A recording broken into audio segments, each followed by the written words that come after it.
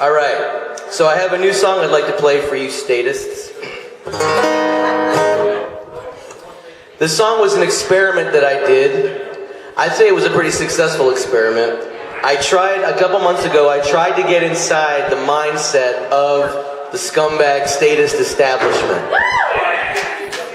Just for a moment, because you can't stay there too long. You know? So I spent a little time there, and the narrative that I found was a very dark, condescending, almost like parental psychotic. And it had a lot of things to say. So this song is called Modus Operandi. This is my most recent one that I just wrote.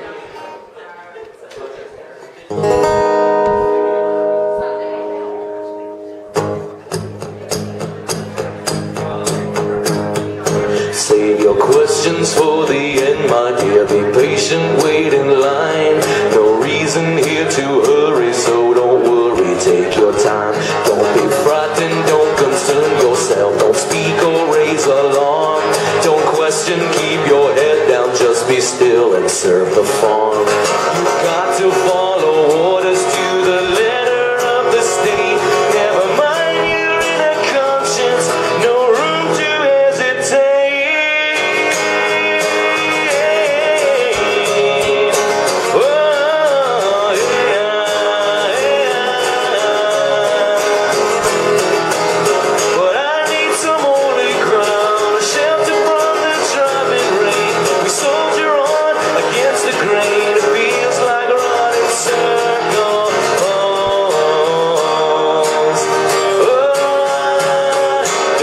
Yourself excited, there is nothing here to see. No master plan or profit scam, no dark conspiracy. Our agents are your shepherds, don't resist them, don't deny. Dissenters will be met with force, we trust you will comply. It's all for your protection, pay your homage to the state. Never mind your inner conscience, no room to hesitate.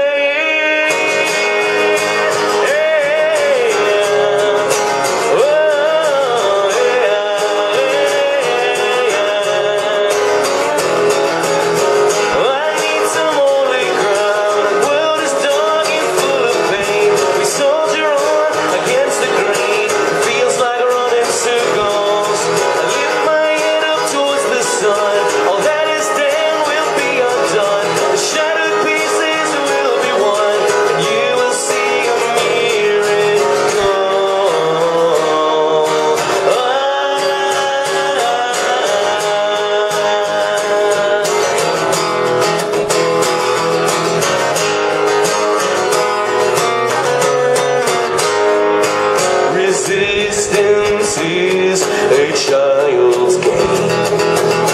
Oh, let the world see through you now, and let your fear reveal your shame. There's no one left to hear you now, and all you claim and all you want and all you'll ever hope to be threatens all we are. So before I break you, you will love me.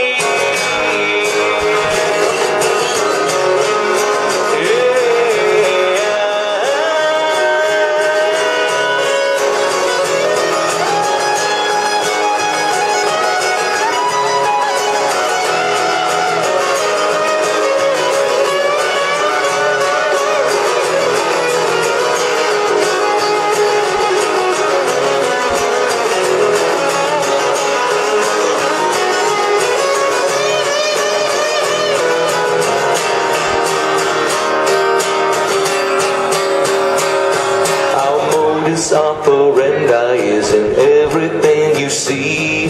The water that you drink, the food you eat, the air you breathe. We leave our footprints in the sky, our truth is in the seas.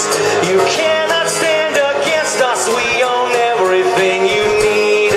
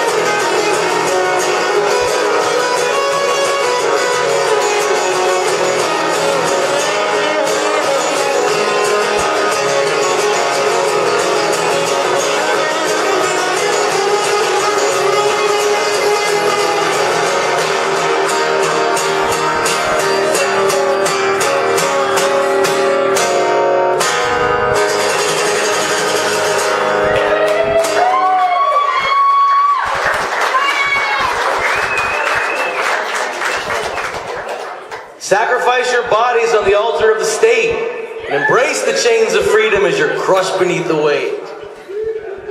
That's some sick shit right there.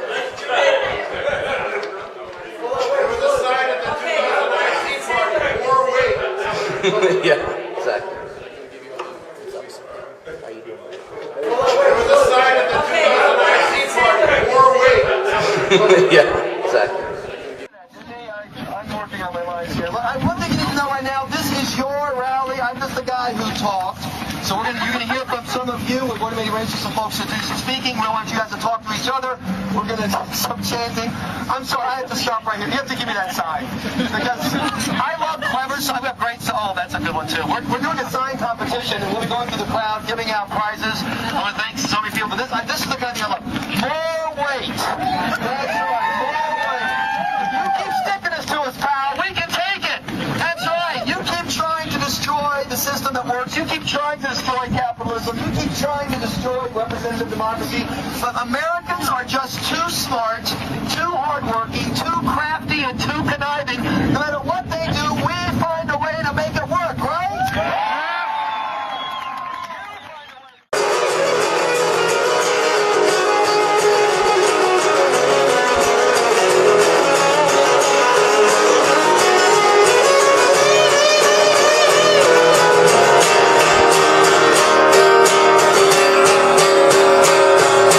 Modus Operandi is in everything you see. The water that you drink, the food you eat, the air you breathe. We leave our footprints in the sky, our truth is in the seas. You cannot stand against us, we own everything you need. So sacrifice your bodies on the altar of the state and embrace the chains of freedom as you're crushed beneath the weight.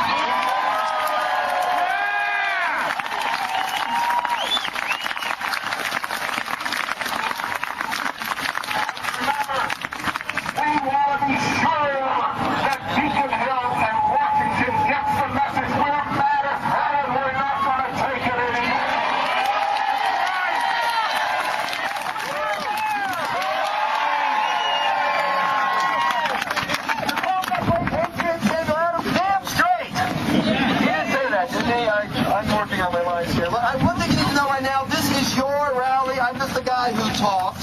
So you're going to hear from some of you. We're going to be arranging some folks to do some speaking. We want you guys to talk to each other. We're going to do some chanting. I'm sorry, I have to stop right here. You have to give me that sign. Because I love clever, so I've got great... Oh, that's a good one, too. We're doing a sign competition, and we'll be going through the crowd, giving out prizes. I want to thank so many people. But this is the kind of deal. Look, more weight. That's right, more weight. You keep sticking this to us, pal. We can take it. That's right. You keep trying to destroy the system that works. You keep trying to destroy capitalism. You keep trying to destroy representative democracy. But Americans are just too smart, too hardworking, too crafty, and too conniving. No matter what they do, we find a way to make it work, right? You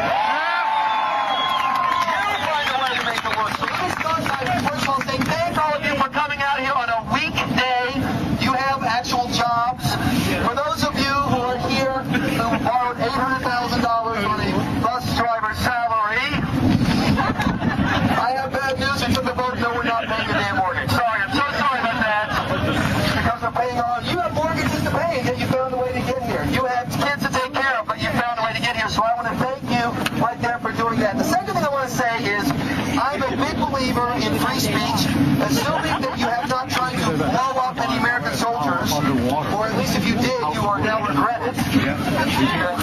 Other than that, other than practicing terrorists and people who wish they'd blown up more stuff, I believe absolute free speech. There are a lot of different opinions here, a lot of different approaches, although we all want change, we all want our fundamental principles defended. It means different stuff to people, so please, talk to each other, debate, don't follow President Obama's advice and get in each other's faces. I'm sure we can be more polite than that. But please do be respectful of each other, because that's part of the deal. We want to show the other team who shout us down and call us names that we can have the rational conversation. Remember, we're having more fun at the grown-ups table than they're having at no. That is a man-caused disaster. First, I think the way I'm dressed right now is a man-caused disaster. But they call us terrorists. We're potential terrorists. We might be terrorists. So to the DHS, who obviously don't understand how liberty works, no, this is not terrorism. This is liberty, and we are not going to surrender it. Hell no.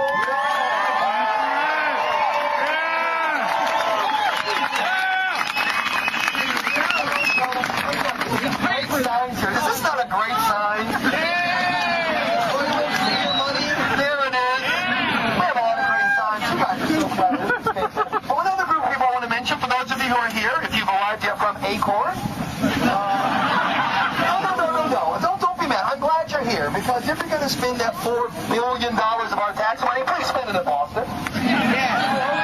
Buy some hot dogs, buy some waters, pay some sales taxes. We could use our money back. It would be nice. Because they get paid to advocate their views. They take our money to fight against us, and yet you came here on your money, on your dime, to pay exorbitant parking fees here in Boston. Thank you, Mayor. And you're getting it done. So we've got a lot going on. We're going to have some more people you're going to hear from, more chance, more conversations. But one key programming note, if you will, at 5:30, that is when we are officially going to take the actual... This will help me.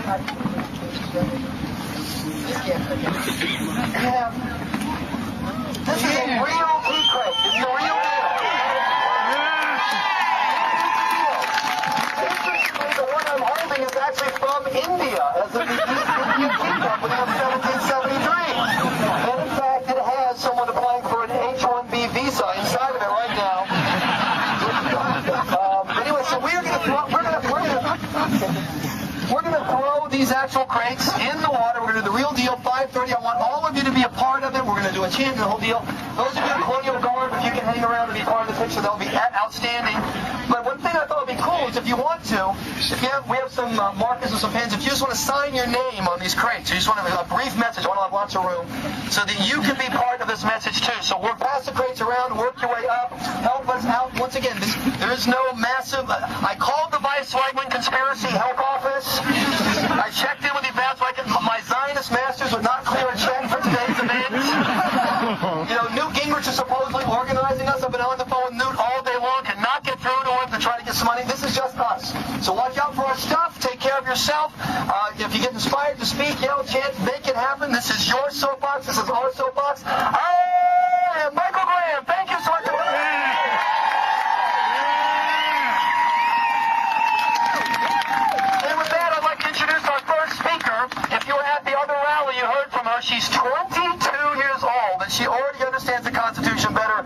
certain Harvard graduate sitting in Washington, D.C. right now. Corey, come on up.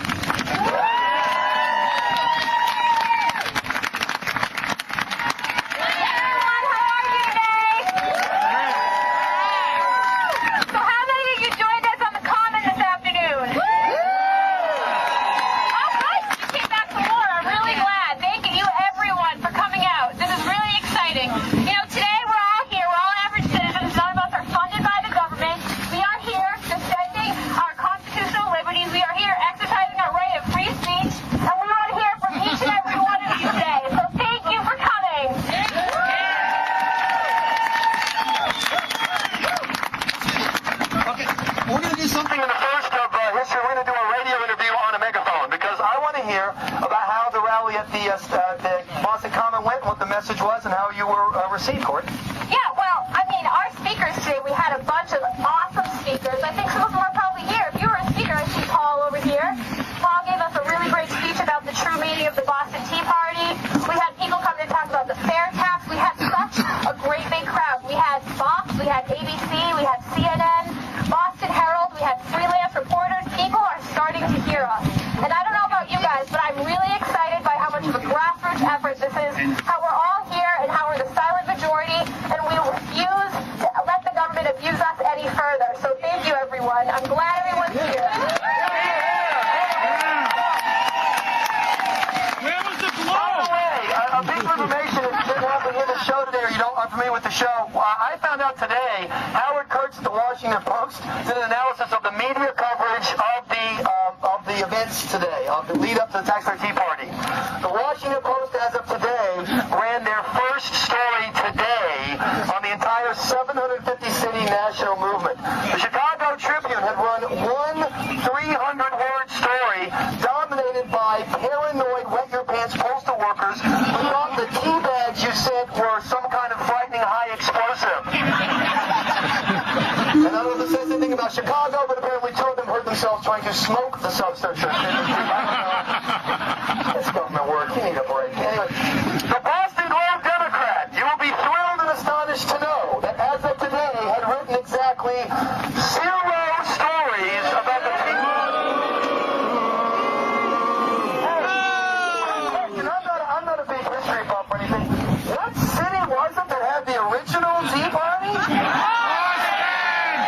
And what city is it that they allegedly write their newspaper for? Boston! When I tell you that you are doing this by yourself, I mean it. You are doing this by yourself. The Herald had a piece today, the Globe, absolutely not one thing. Now then again, they're not really the Boston Globe Democrat anymore, as we all know, they're the little New York Times. And the New York Times, how many stories had they written before today? 0. Except they had one item by Paul Krugman, the liberal columnist, denouncing us as would-be terrorists. So, all the news is fit to print from the New York Times. I've got some people to say hi to. Like I said, talk shit. We're going to be back up here with some more speakers. Thanks for coming out today, folks. Don't go anywhere!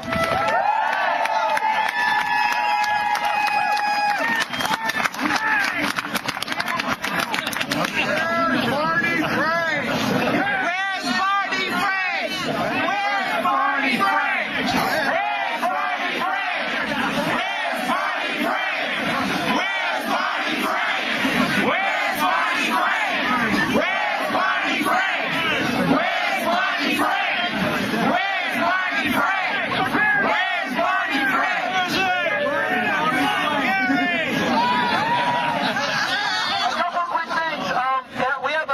Petition up here, and if you once again, can we circulate through the crowd, maybe? Don't get around, don't worry, I'm sure we'll get it back.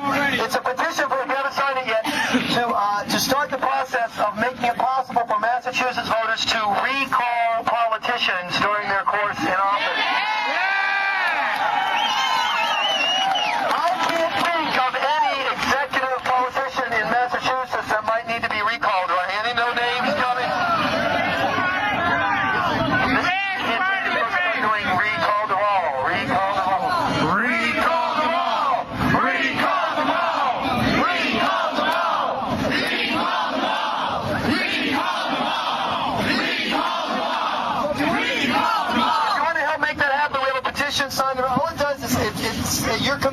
if we can get the stuff together and get the petitions out, you'll help us get the names we need for the official process. It's very complicated. Of course it's complicated. It's actual democracy inside Massachusetts. To inoculate, they want to make them put something in their water supply to stop them from voting. We're probably drinking it right now. So to make it happen, you have to make it happen. So please get that petition going. Also, there's some people that I've already spoken to, listeners and just people involved. You know who I'm talking about. If you are here, if you can move towards the stage, we can get you up here. I want to do that. Also, I want to practice a chant a couple times. I want to do when we get ready to do the actual tossing of the tea, because I see a lot of different great messages here. Some about spending, which is a great message, because when you're talking about 1 year and a $1.75 trillion debt deficit in 1 year, when you talk about in 2 years more debt than we put together in the previous 200 years, spending is a big, big issue. There's other talk about taxing. You're absolutely right. If you can tax it, you can destroy it. Stealing from our kids, opposing bailouts, a big issue for me. Socialism, absolutely. Congress stealing our money. Does it have the sign? Congress is a what's the phrase they use for toxic assets? Congress is a toxic asset. That's it. But for me, here's the issue. This is where I think today's events wind up with the original Tea Party. In 1773, the people who lived in America were viewed by the Crown as assets, as stuff to own and control. We would go out, we would make stuff, we would build stuff, we would dig up stuff. The Crown would take it, they'd give us a little pittance, take the rest, sell it somewhere, and they were happy. We were as colonists, something to be squeezed. We were the suckers at the bottom of the ladder, and the suckers decided we had enough and we were going to start climbing the ladder. Well, today, whether it's the decision by Washington to take trillions of our money and give it to their well-connected friends in banks for bailouts, or whether it's here in Massachusetts where we're in the middle of an economic crisis, you can get a $175,000 a year job if Deval Patrick likes you enough. Who pays for those jobs? Who pays for them? We do. We pay for them. Once again, the government views us as an asset, as something to you. They can squeeze us. They look at us as something that they use to get what they want. The purpose to me of what we're trying to do here, if you take all the messages from spending to debts to bailouts, etc., it is wait. If you were working for me and my kids, you would not be doing this. If they were working for us, we would not be sitting on the stinking pike for 7 hours because they don't give a crap. If they were working for us, they would not be giving away massive pensions to buddies of Deval Patrick's that we can't pay for anymore. If they were working for us, they would not be spending us into a deficit we can never recover from if they were working for us. I think they forgot that. I really do. I think they think they're so much smarter than we are, so much better than we are, that it's our job just to sit down, shut up, and do what we're told. We, they believe, work for them. We are the serfs, we are the slaves, and we work for them. Well, no. I'm sorry. It's called public service. We're the public, and you, Governor Patrick, work for us. President Obama worked for us. You work for us. You work for us. You work for us. Deval. You work for us. Trump. You work for us. You work for us. Congress. You work for us. Perfect. You work for us. Deval. You work for us. Obama. You work for us. You work for us. You work for us. That's what I want us to be doing at 5:30 when it's time to do this deal, when the cameras are rolling. You work for us. If we can get that, look, we're always going to disagree on some stuff, what you should spend on this versus that, and foreign policy. But if the fundamental premise is that they are supposed to wake up every day on Beacon Hill and Capitol Hill and work for us, all of this gets fixed. Every single piece of it gets fixed. But we have to change that relationship. Right now, they are just barely scared of us. Just barely. I want to scare the urine out of them. I want a political class in Massachusetts that has to wear depends every time they get their vote. That's what we want. The forgotten man is over. You're absolutely right. He is.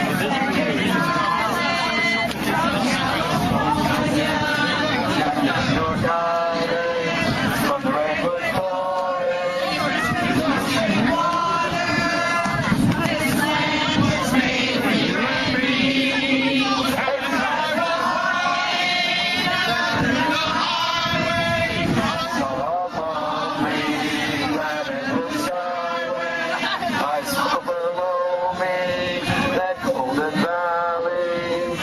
The flag was me, one more time. Flag is your land. This land is my land. From California to New York Island, to redwood forest, to rushing water. This land was me, I want to interrupt you right there because we just got Latin a great chance. Where's Becca? Where's your sign, Becca? Our vets are not a threat. For those of you who don't know about this, you need to know something. We've been joking about VHS, the Department of Homeland Security, but the fact is that last week, President Obama's administration did release a 10-page document raising questions about whether or not we here at this event are a terrorist threat. Are we a potential terrorist threat? Are we part of a dangerous movement? Now, here are the things they mentioned in the DHS report that make us dangerous. We might care about issues. Don't you know you're supposed to be home watching American Idol? Come on. You might care about issues like border security. What kind of freak is it who wants the law enforced on border security? You might care about abortion and pro